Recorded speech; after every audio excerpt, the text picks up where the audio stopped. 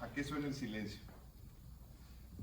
Cuando me invitaron, y pienso en dos porque no estoy ahí con mi clarinete. Cuando me invitaron a participar, dije, ¿cómo va a abordar el silencio si es un concepto que nos incluye a todos y que es tan difícil de disasociar en diferentes, digamos, especialidades o campos del conocimiento? El silencio que lo abarca todo eh, es en principio un concepto que nos enfrenta a lo filosófico de lo que es la vida, ¿no? Entonces, desde un principio, cuando dices, bueno, vamos a hablar del silencio en la música, parecería que es algo muy concreto y muy fácil de abordar, pero si te vas a la definición de silencio y si quieres comenzar como para tú mismo tener un marco de ideas de dónde partir, pues es muy difícil, como les digo, quedarse en la música. En principio, yo les diría que el silencio para mí no es exactamente lo que la definición de música o la definición de silencio de diccionario pues nos invita a tener en cuenta. Entonces, voy a ver si... Ok. Entonces, bueno, silentium se nos presenta como esto que es quizás pues una cosa muy obvia, ¿no?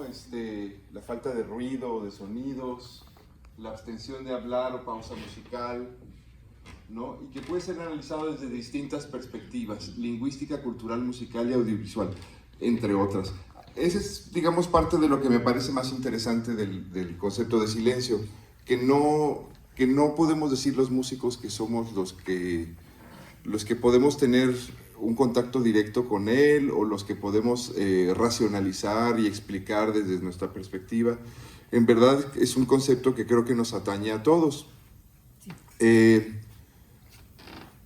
El silencio es la base donde todo lo demás tiene su origen, de ahí que el silencio preceda a la música. Quizás de ahí podría yo partir, o sea, el silencio en la música como ausencia de vibraciones o como el espacio o el momento en el tiempo en el que empiezan a ocurrir los fenómenos. Y eso es justamente lo que yo prefiero concebir, o sea, no el silencio como el final de algo, sino el silencio como el principio de todo. El potencial que tiene el silencio visto desde esa forma, pues es inconmensurable, porque es como un poco como bíblico, ¿no? Es un poco como remontarse al origen del todo. Pues los textos eclesiásticos un poco hablan de eso, ¿no? Como que en el principio era la nada y el silencio pues se relaciona directamente con esa concepción. Pero cuando uno dice nada o cuando uno dice vacío para hacer referencia al silencio, es muy extraño la sensación que yo como músico tengo porque, como les digo, para mí el silencio es el punto de partida, es el inicio del sonido. La música está contenida en el silencio, es como un vaso receptor que tiene unas formas o una manera de comportarse en nuestro mundo físico de una manera extraordinaria y que muchas veces no lo tenemos muy consciente. Si hablamos en planos, digamos, orgánicos o más fisiológicos, habría que decir que el sentido del oído es un sentido, pues, por ahí he leído que poco desarrollado, es decir, que no está a la par de cómo utilizamos el sentido de la vista, por poner un ejemplo. Y ahí voy a hacer, digamos, la diferencia. En el sentido de la vista, nosotros vemos los fenómenos, cómo se organizan, la forma de ver, ¿no? Que corresponde al hemisferio izquierdo. Podemos ver muchos centros, o sea, diferentes objetos, en las que nos queda muy claro cuáles son sus límites, ¿no? Sus formas, ¿no? Casi siempre, no digo que sea una regla, pero es casi siempre como una regla que se impone cuando uno ve, ¿no? Entonces uno distingue una cierta secuencia, ciertas formas y sus límites. Cuando uno habla de oír, esta percepción es completamente diferente, es como si fuera un universo paralelo. En la acción de escuchar, de oír, primero que nada, Hay que decir que el sentido del oído está siempre despierto. A diferencia de la vista, que hay que abrir los ojos para iniciar a ver, el oído siempre está trabajando. Estemos dormidos, conscientes, inconscientes, en el estado que estemos, el oído está despierto. Y entonces está recibiendo información de manera permanente, aun cuando creemos que estamos descansando. Y eso es muy interesante para empezar a adentrarnos en ese universo, porque es algo que ocurre a pesar de nosotros y que no lo podemos parar. Pero entonces viene esta otra palabra que es escuchar, que muchas veces pues, nos dicen que es básicamente lo oye, escucha, y luego no siempre hacemos la diferencia. Y bueno, la escucha justamente es cuando en este río o en este océano de sonidos que nos circundan y que no podemos dejar de oír, la escucha es justamente cuando discierno o pongo atención y me concentro y relaciono eso que está llegando a mí sin control, lo empiezo ya yo a relacionar con eventos de mi vida, con eventos que están sucediendo en tiempo real, con cosas que a lo mejor van a pasar en el futuro, porque también nos puede ayudar a alertarnos, etc. Entonces, ya ahí la actitud de la escucha pues es en primera persona, es consciente, discierne, elige, pero aún ahí es muy interesante el fenómeno del sonido, porque el sonido, yo sé que estamos hablando de silencio, pero hay que entender pues, los contrarios. El sonido, a diferencia de las formas cuando las vemos, sí tiene sus centros, es decir, sí puede decir uno, ahí está el camión, por aquí hay una persona hablando, está pasando un avión, aquí abajo suena el río, ¿no? Entonces uno identificar esos centros, pero no hay límites. O sea, esta idea de que como en la visión tenemos muy claro dónde está el árbol y hasta dónde llega su última rama, cuando uno está escuchando es muy difícil tener esa claridad. Y quizás lo más interesante es esa forma en la que interactúan los sonidos en ese plano, digamos, que podemos poner espectacular, o ese mundo, o ese universo que es el silencio, del cual les hablo, ese silencio potencial donde ocurren las cosas, no el vacío donde no pasa nada, ¿no? Entonces, bueno, hablando de lo fisiológico, habría que decir que el silencio, pues es una actividad que se recomienda, es una actividad que cuando uno está en silencio, activas en el hipotálamo una serie de conexiones neuronales que no ocurren cuando tú no estás en una disposición del silencio. Y es justamente esas conexiones que se hacen a nivel neuronal en el hipotálamo que le dan al hipotálamo la función o la posibilidad de atemperar el estrés que nos causa el exceso del ruido. Entonces, ya en principio saber que el silencio no es malo, que el silencio es curativo, que el silencio nos ayuda, digamos, a entrar en un mundo donde la percepción es diferente, es inconmensurable y se abre como un abanico de posibilidades. Bien. En el mundo del arte, pues bueno, hay disciplinas, está la música, está la pintura, está la danza, etc. Y hay nuevas expresiones o disciplinas artísticas. Es muy difícil separarlas, aunque los músicos estudiemos en conservatorios o en academias y los pintores en sus propios espacios, en realidad el arte está interrelacionado.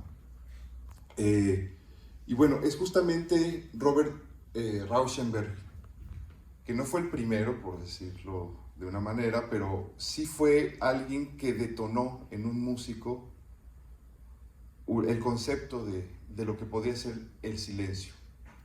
Entonces, este pintor norteamericano de Texas, hacia 1951 pinta diferentes, y voy a decir así, pinta diferentes lienzos con colores completamente blancos, ¿no?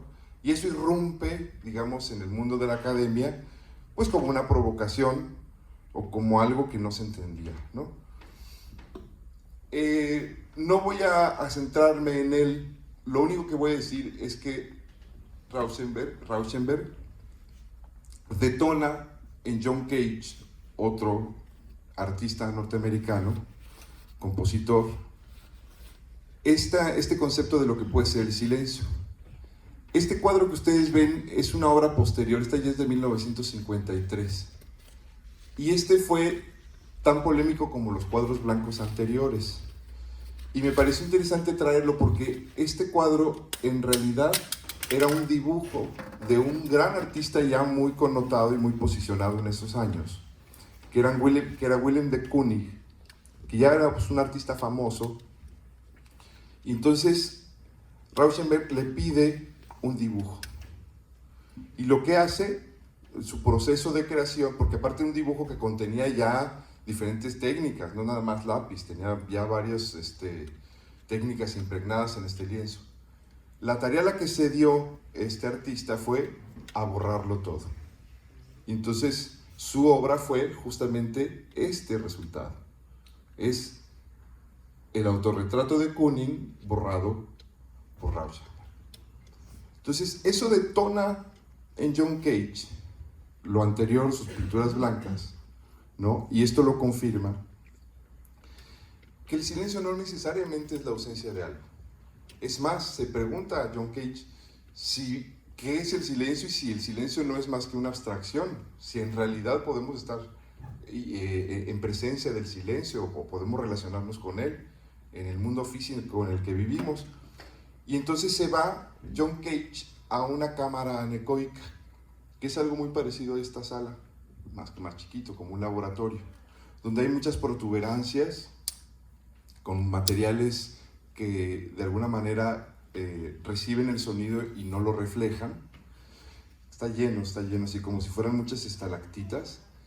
Entonces ahí dentro, John Cage lo que quería comprobar es si por lo menos en condiciones de laboratorio era posible aislar todos los ruidos y estar en silencio ahí.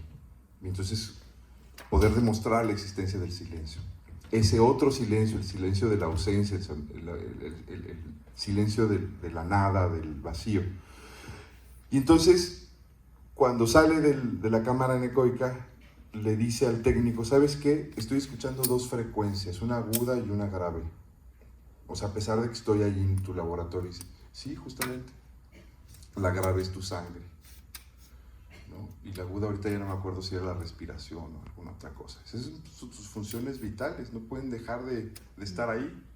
Entonces, a partir de ahí John Cage tomó la determinación o quizás dio el paso para entender él o concebir él al silencio como una abstracción y al silencio en combinación al sonido, que son lienzos, que son materia prima para componer y para trabajar, ¿no? No el silencio, insisto, como el silencio oscuro, no como el silencio del vacío, sino el silencio donde todo puede pasar, el silencio donde están ocurriendo cosas y donde podemos escuchar, seguir escuchando lo que a lo mejor en otros planos sonoros no es tan evidente.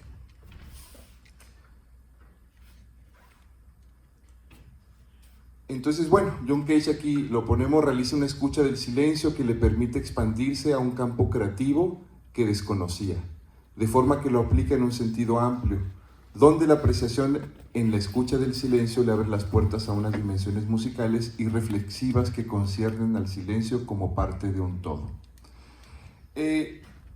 John Cage es el que pone, digamos, ya en evidencia este fenómeno, pero en la música ya hay muchos ejemplos previos de lo que podía ser la relación con el silencio. En principio, bueno, pues lo que ocurre en la grafía musical, en el lenguaje de la música, ya existían signos que nos permitían de alguna forma concebir el silencio como parte de la música. También ya la música era claro que sus formas, las formas musicales, más pequeñas, más grandes, la integración de los enunciados musicales, pues dependían de la interacción con los silencios, y que los silencios era necesario poderlos escribir de alguna manera para poder interaccionar con ellos. Y hay obras famosas, por ejemplo, que nos remiten un poco a esta idea. investigando, por ejemplo, llegué con la Sinfonía de los Adioses de Joseph Haydn, que es un ejemplo muy bonito en el que está la orquesta sentada tocando una sinfonía y en el último movimiento se empiezan a levantar los intérpretes uno a uno hasta que se quede en silencio. Ese es, digamos, una especie de performance que ya en tiempos de Haydn ocurrió, ¿no? Y que tenía un propósito, ¿no? Por otro lado, por ejemplo, el bolero de Ravel, ¿no? El bolero de Ravel que empieza en completo silencio y si quieren ustedes inicia con una tarola y una flauta y uno puede decir, bueno, pues ahí ya no hay silencio. Pues sí, no hay silencio, pero hay una dimensión sonora que surge del silencio y ahí lo que hace el compositor, Maurice Ravel, es ir añadiendo, primero darle oportunidad a diferentes timbres que en ese espacio amplio que puede ser una sala de conciertos se distingan, tengan su propia voz y poco a poco hay una acumulación de sonidos para llegar a un final estruendoso de toda la orquesta donde en el mismo espacio ya casi no hay espacio para el silencio, ¿no? Entonces ese ejemplo, digamos, sería como lo contrario al ejemplo de Haydn, ¿no? Como en el caso de Haydn vamos disolviendo en la escena el número de músicos y vamos llegando al silencio, y en el caso de Ravel, al revés, vamos partiendo de una cuestión muy estática, muy silenciosa, y llegamos a un tutti final estruendoso y espectacular. Entonces, hay muchos ejemplos previos a John Cage, pero John Cage va un poquito más allá. John Cage pues, era una persona muy intuitiva, muy curiosa. Él trabajó con coreógrafos, particularmente con uno que fue su pareja, pero estuvo, digamos, expuesto al arte visual, a la danza, ¿no? Al documental. Escribió libros, por cierto que tiene un libro que se llama Silencio, en el que reúne una serie de artículos muy interesantes. Y entonces es una persona que en el siglo XX pues estuvo indagando mucho sobre varios conceptos, y uno de ellos pues fue el silencio, y yo creo que el silencio fue como una cuestión, una preocupación permanente en su obra, porque no solamente una de ellas, que es la más famosa, es la que ha prevalecido como ejemplo de ello. Hay varias obras de John Cage donde el silencio cobra una personalidad, digamos, importantísima. Entonces, bueno, la obra a la que hago referencia es justamente la de 4 minutos 33 segundos. Esta obra la compone en 1952. Es una composición que funciona como uno de los más importantes tratados de la significación del silencio en la historia de la música. Fue también de manera indirecta la primera obra destinada a escuchar el paisaje sonoro circundante, dependiendo del lugar en el que se interprete. Entonces, antes de seguir hablando sobre esto, dado que él en su partitura señala con su propia letra que 433 puede ser tocado con cualquier instrumento o combinación de ellos, pues yo me voy a permitir hacer mi propia interpretación, para la cual tuve que hacer una transcripción del texto original. Esa es la partitura. La tuve que transcribir del piano al clarinete, que es mi instrumento. Creo que es un estreno en Baja California, por lo menos en la versión de clarinete, no sé si ya se haya tocado antes. Pero voy a reducir porque el tiempo es muy limitado. Me voy a ir directamente al tercer movimiento del 433. Como les digo, pues hice la transcripción libre para mi instrumento, yo soy clarinetista. Entonces, para ustedes, con mucho cariño y no exento de nerviosismo, voy a tocar el tercer movimiento del 433.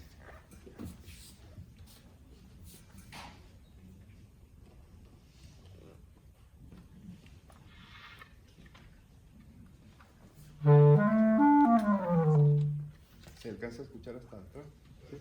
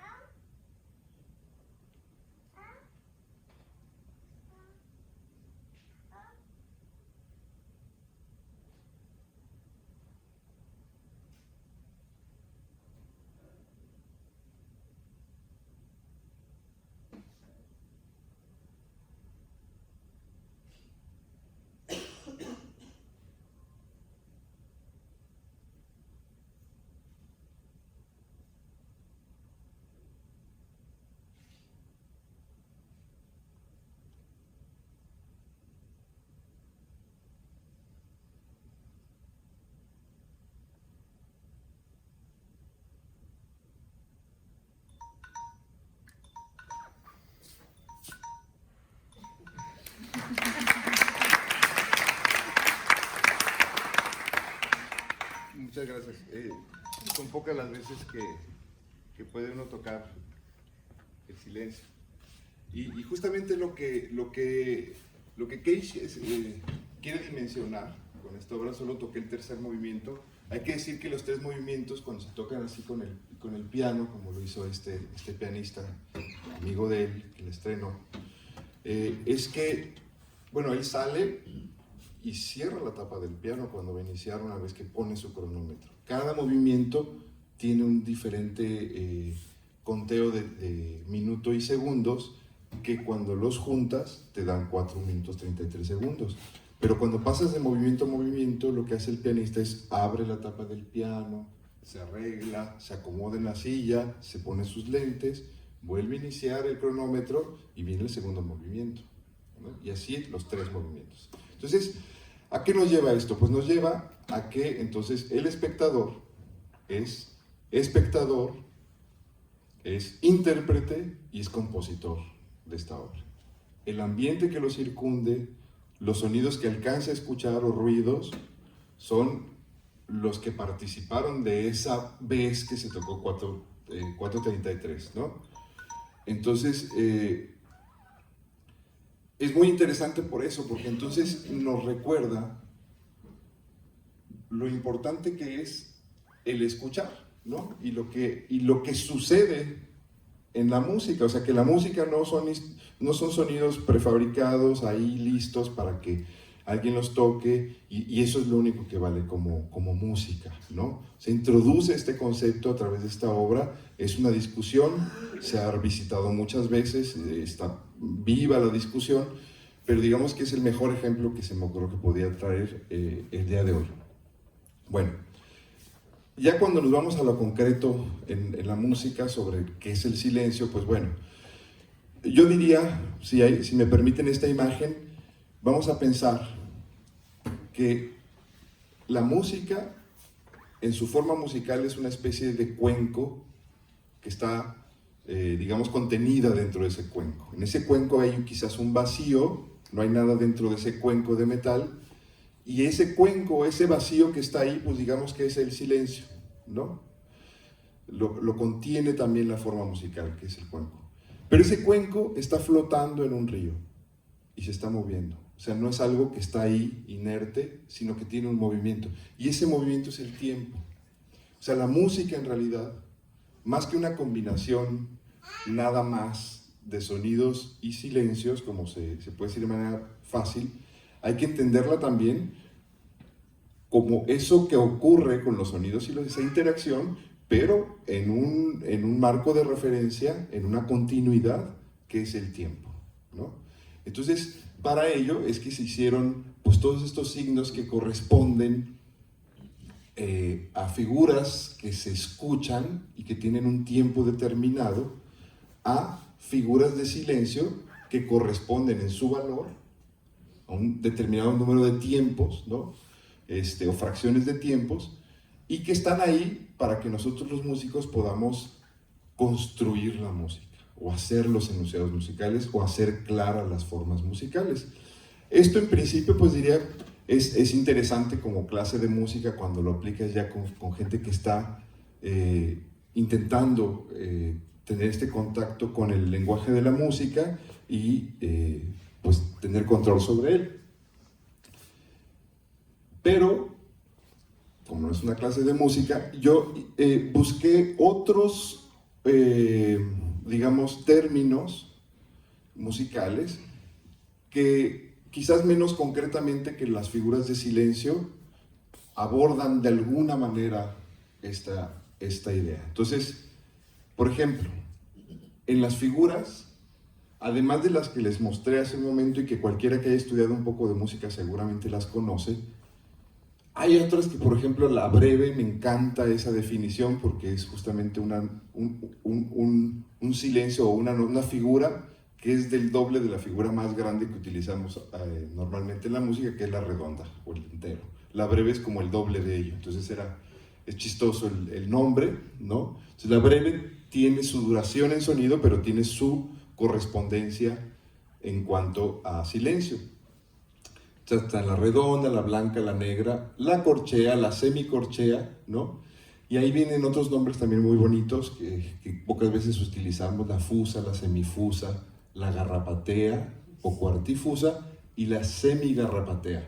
Si quieren datos precisos, la redonda, digamos, vale 4 tiempos, 4 pulsaciones, la blanca 2, la negra 1, y ahí se van subdividiendo siempre a la mitad: la corchea medio tiempo, semicorchea un 16avo, y así se van dividiendo a la mitad. Entonces ya la semigarrapatea es como en un 128avo o una cosa así, ¿no? Es una fracción de tiempo sumamente pequeña, ¿no? Sobre todo si se toca a una velocidad normal.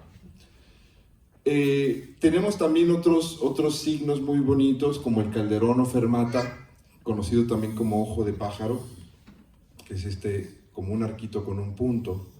Y es muy bonito porque es como una pausa a la que uno llega cuando tocas, y que está en la elección del director o del intérprete tomarse esa pausa, ¿no?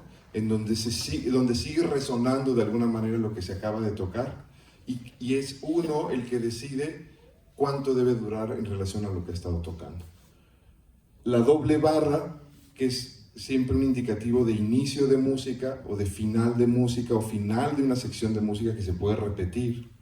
Esta doble barra es como un muro al que hay que llegar, acercarse, ir concibiendo el acercamiento a esta doble barra, y, como les digo, probablemente pasarla para iniciar otra sección o iniciar de nuevo, ¿no? Entonces la doble barra es como delimitatoria un poco en la concepción del tiempo y la música.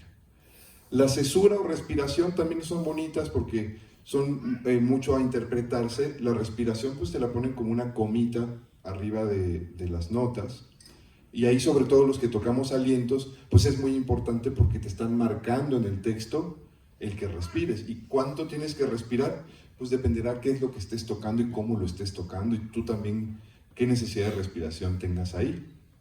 Y la cesura es exactamente lo mismo, se expresa como 2 líneas adicionales que entran al pentagrama, digamos, donde sí de alguna manera te piden respirar profundamente, esperar un poco más, ¿no? La gran pausa, que se escribe con GP, formidable, por ejemplo Beethoven la usaba mucho, ¿no? Muchos sinfonistas la usan, y la gran pausa también es a criterio del que esté tocando, y está ahí por una razón musical. Entonces llegas a ese lugar y como si tuvieras que esperar a que se ponga el verde, y esperar los segundos que te haya tocado esperar para que el semáforo cambie. La gran pausa pues es un momento también de reflexión de lo que acaba de suceder o de lo que viene después de ello. Y por último, esta expresión que la vieron en la partitura de 433, tacet, que es un poco aburrida para los que tocamos, porque tacet significa que ahí guarda silencio. Es un poco el equivalente en teatro, el mutis, ¿no? Ahí no participas, pero estás en el escenario.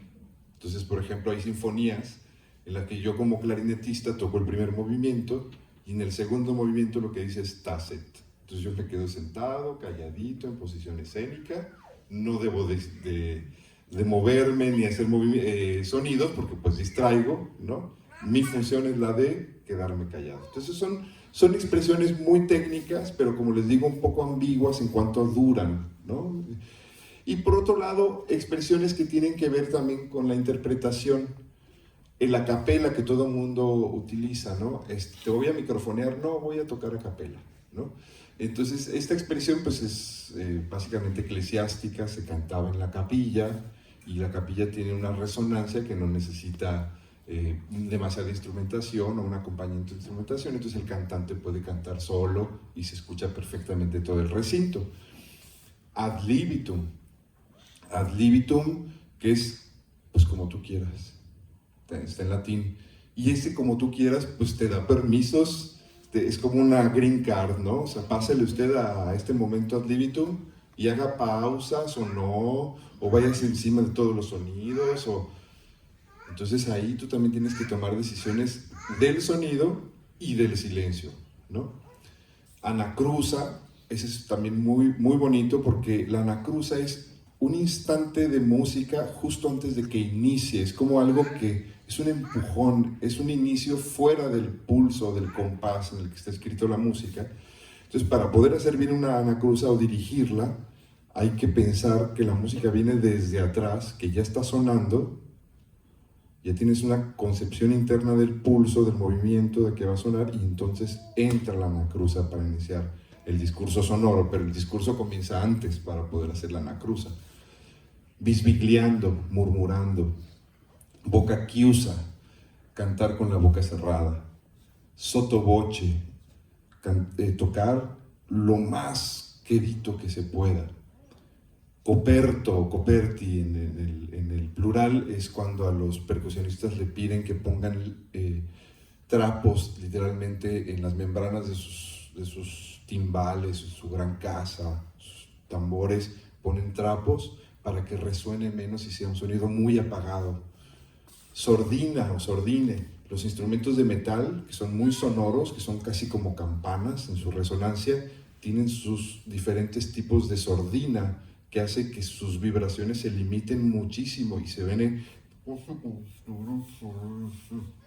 casi como si estuvieran hablando así. Realmente limita mucho el sonido. Niente, me encanta. Dal niente o al niente. Niente en italiano es nada. Y se expresa de una forma simbólica muy bonita, que es cuando vas al niente, te ponen un regulador cerrando dos líneas así, y al final un circulito en blanco.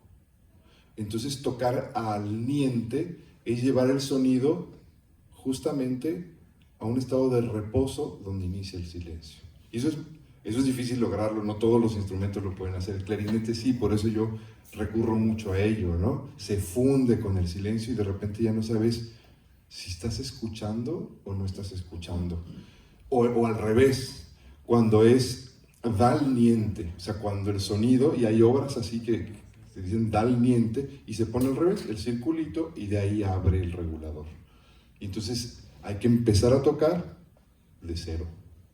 No se debe de escuchar nada y ya estás tocando. En el clarinete lo que se hace es empezar a echar aire que no se escucha, o que se escucha muy, muy leve, y a partir de ahí la vibración de la caña va a generar el primer sonido, pero hay que intentar de que sea, como les digo, como algo que abre y no algo que irrumpe, ¿no? Gran pausa, está repetido, y estos tres que son más o menos lo mismo, morendo, mancando y extinto, que hacen referencia justamente a eso, que la música se va deteniendo y va llegando a un lugar de relajación casi parecido a morirse, ¿no? Entonces, bueno, estas son expresiones musicales que conviven con el silencio o que hacen referencia a él, o que conviven con el espacio si quieren, porque decir, bueno, es que bisbigliando, que es murmurando, pues no se hace en silencio, de acuerdo, pero el efecto sonoro que dan este tipo de indicaciones musicales nos hace convivir con el silencio o con el espacio, si quieren, para decirlo de una forma mejor, más atinada, muy interesante, ¿no? Bueno, ahí yo pues escribí un momento musical hasta arriba cuando estaba haciendo mis notas. Dije, ¿cómo podría mostrar un poquito esto? Creo que aquí no hay láser para mostrarlo, pero bueno, inicio, ahí arriba pongo una indicación de que el pulso va a ser a 60, hago un primer regulador en la primera nota que tiene un acento, y luego le pido al intérprete que se espere 4 compases en las que cada tiempo va a llevar un segundo, ¿no? Entonces son 4 por 4, 16 segundos que hay que esperar, y luego tenemos un compás donde regresa el sonido, que tiene esa abreviación de retardando. Entonces vamos a retardar el tempo para que cuando cambiemos a la nota mi bemol, lleguemos poco a poco con menos velocidad, y entonces nos quedemos en esa fermata un tiempo necesario que dependerá del intérprete y de las circunstancias en las que esté su público, para decir vale la pena esperarme tanto o continúo inmediatamente. Está ahí la doble barra, que entonces nos habla de que a partir de ahí hay como una nueva sección. Entonces eso se va a tocar una vez y ya nos podremos olvidar y quedará en el silencio la primera sección. La segunda sección es como, empieza de una forma como concebimos casi siempre la música, que es esta estructura de la que hablábamos para hacer los enunciados, en la que tenemos pequeños silencios y pequeños sonidos que están ahí integrados unos con otros, y que a partir de ello es que pues, se concibe el enunciado musical, ¿no? Tenemos dos silencios de un tiempo, luego uno de medio tiempo y una nota, y luego otra que entran a contratiempo, ¿no? Entonces es interesante que si el tiempo es esos dos sonidos entren justamente en un espacio débil del tiempo, ¿no? Pa, pa, ¿no? Y luego uno diría, bueno, pues sigue hacia ese grupo de 4/16, pero no, el texto me pide una pequeña repetición. Entonces, si lo tuviera que tocar, pa, pa, ta, ta, ta, ta, ta. Y se difumina el sonido porque tiene una indicación, un regulador cerrando al niente, y luego todavía tiene una cesura ahí. O sea, habrá que esperar y tocar esas tres últimas notas, re, mi y fa. Seguramente esta es una particella, es decir, una parte individual de un instrumento, probablemente el contrabajo o el trombón, porque está en clave de fa.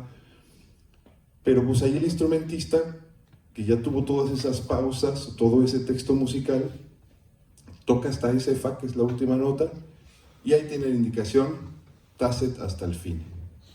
Entonces, digo, es raro encontrarse un texto así musical, por eso lo escribí, ¿no? Pero es interesante ver entonces cómo interactúa el silencio a la hora de estar y se grafica, y en muchas ocasiones es tan claro como el silencio de un tiempo, y a veces es aproximado porque pues hay que tomar la decisión de cuánto dura la fermata, ¿no?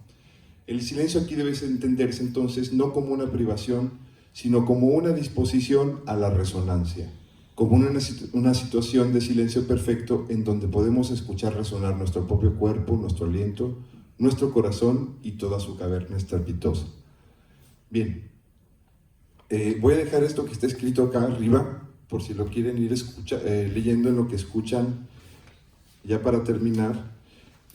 Lo que encontré en uno de los textos que revisé sobre las diferentes funciones del sonido, del silencio, perdón, en el contexto de la música. Por ejemplo, el silencio puede tener una función de unión.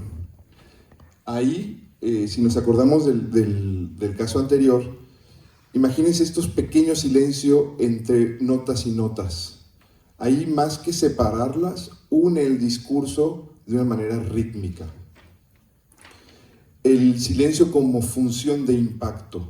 Imagínense que estamos escuchando una sinfonía, llega un tutti, toda la orquesta, y de repente hacen una gran pausa. Y ahí el silencio tiene un impacto brutal en nosotros, es mucho más sonoro o resuena más fuerte dentro de nosotros. Ese silencio inesperado, brutal diría casi, que cuando, digamos, estamos escuchando toda la orquesta sonando estrepitosamente. Es función de impacto. Por otro lado, puede existir la función reveladora. Los silencios reveladores son aquellos que cumplen una función de apoyo a la masa sonora, es decir, que ensalza el discurso del sonido en sí. Por ejemplo, no sé si ustedes han ido a un concierto en el que les piden que por favor no aplaudan entre movimiento y movimiento. Eso es justamente para que ese silencio de función reveladora de alguna manera nos permita entender lo que acaba de pasar y disponernos a seguir escuchando en una línea de acción de tiempo en la que una cosa está relacionada con la otra, aunque cambiemos de tonalidad, aunque cambiemos de parámetros, digamos, musicales, el siguiente movimiento está relacionado con el primero, entonces esa pausa intermedia podría ser una función reveladora. La cuarta es la función de juicio. Cumplen esta función los silencios más extensos en duración, ya que generan un vacío sonoro que permite al oyente valorar la propia intencionalidad del silencio. Yo me pregunto si ese silencio no podría ser, por ejemplo, el que tiene el intérprete antes de iniciar a tocar. O ese silencio que se escucha y que es quizás el mejor regalo del público, o la mejor ocasión musical, que es cuando acabas tu interpretación y estuvo tan bien y la gente está conectada contigo, que no aplauden.